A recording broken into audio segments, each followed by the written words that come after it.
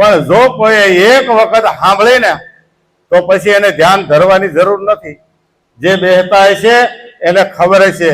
કદાચ કોઈ જાનની અંદર તમે જાતા હો અને અસંખ્ય ઢોલ વાગતા હોય અને તમારે તમારી ઝાલરી સાંભળવી છે, તમારા ઢોલ સાંભળવા છે, તો 20 મિનિટે સાંભળાશે. આ બધું બહારનું બંધ થઈ અને તમે જોશો ને તો આની અંદર અઢળક વાજા વાગી રહેશે. છે આ ક્રિયા નથી એવું નથી, છે પણ આ ક્રિયામાં જે હાલતો હોય ને એ જ જાણી શકે, બીજાનું આ કામ નથી. એટલે કે છે કે ભાઈ શ્યામ રાધિકા જ્યાં રાસ રમે. અને ક્યાંથી સંભળાય છે કે આવન જાવન આ જે બતાવ્યો છે ને ઓહમ ને સોહમ. ઓહમ કહેતા માયા અને સોહમ પુરુષ પોતે. ઓહમ કહેતા પાર્વતી અને સોહમ કહેતા શિવ છે. ઓહમ કહેતા રાધા છે અને સોહમ કહેતા કૃષ્ણ છે. ઓહમ કહેતા સીતા છે અને સોહમ રામ પોતે છે. હવે આની અંદર શું કરશો કે ઓહમ કહેતા આ પ્રકૃતિ છે અને સોહમ કહેતા શબ્દ છે. સુરતા અને શબ્દનું મિલન આ જ થાય છે, બીજે ક્યાંય થતું નથી. એટલે કે છે શ્યામ રાધિકા જ્યાં રાસ રમે દેખીને દેવના કારજ સરે. પણ આવું કોને થાય અને ક્યારે થાય આમાં ધ્યાન રાખવું પડે. કે સીધું નથી થઈ જતું, મહેનત છે આમાં મહેનત બહુ છે. પણ કે કેવી રીતે થાય કે ક્રિયાના પૂરા નહીં અધૂરા સુરા થઈ મેં દાન સડે રે.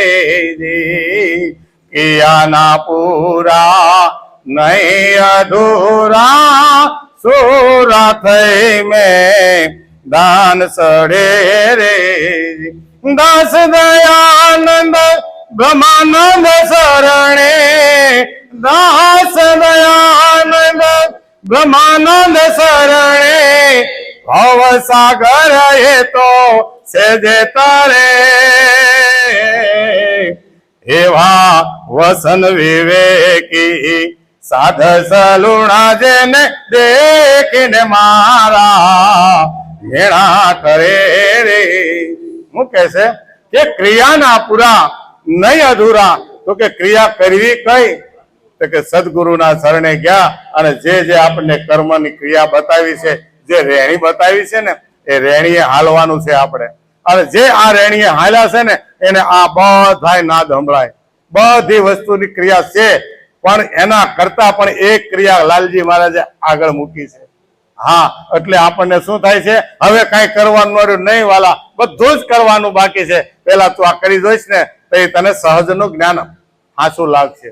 ત્યાં સુધી સહજ કરી અને આપણે ખોટા સમય ગુમાવી છે. હાલવું તો પડશે જ આમાં, પણ કોઈ ક્રિયા કર્યા વગરનું છે. એટલે કીધું જે ગુરુ મહારાજે ક્રિયા કરવાનું કીધું કઈ કે કોઈ જ ક્રિયા નથી. બસ બેહી જા સાનો માનો. એટલે કે છે ક્રિયાના પૂરા નહીં અધૂરા સુરા થઈ મેદાન સડે. પણ કે આ અનુભવ કોને થયો કે દાસ દયાનંદ બ્રહ્માનંદ શરણે. એ તો ભવસાગર તરી જશે. ભવસાગર તરી જશે અને જરી કઈ વાર નહીં લાગે. પણ કોને તે કે જેને ગુરુના વચન માથે વિશ્વાસ રાખી અને ગુરુની રેણી પાળી છે. કેણી માથે ગુરુએ જે આપી છે રેણી પાળી છે. અને જેને રેણી પાળી અને જે આમાં હાલે છે ને એ આ વાત સાંભળે ને તો મારા વાલા એને આ રૂવાડા બેઠા થઈ જાય. ઓહો, કે વાત તો સતો સત લખેલી છે, પણ આ સતને સાચું કરવાનું કારણ વચન તો આપણે પાળવાનું રહ્યું. વચન જેને પાળ્યું ને એનું જ કામ થાય છે. અને જેને વચનનો મહિમા જાણ્યો ને એને ધન્યવાદ છે. બરાબર ને મારે હાંકવાનું? હા, અને આ વચનનો મહિમા જેને જાણ્યો છે અને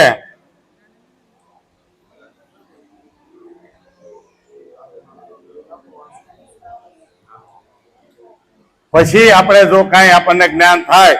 અને એક હંસાબેન આપણને પેલા શરૂઆતમાં વાણી સંભળાવતા. હંસાબેન માનગઢ વાળા વાણી એને શરૂઆત આપણે ગીતમાં ગાય કઈ. હેજી મને ઝીણો ઝીણો નાદ સાંભળાય ગુરુજી મારા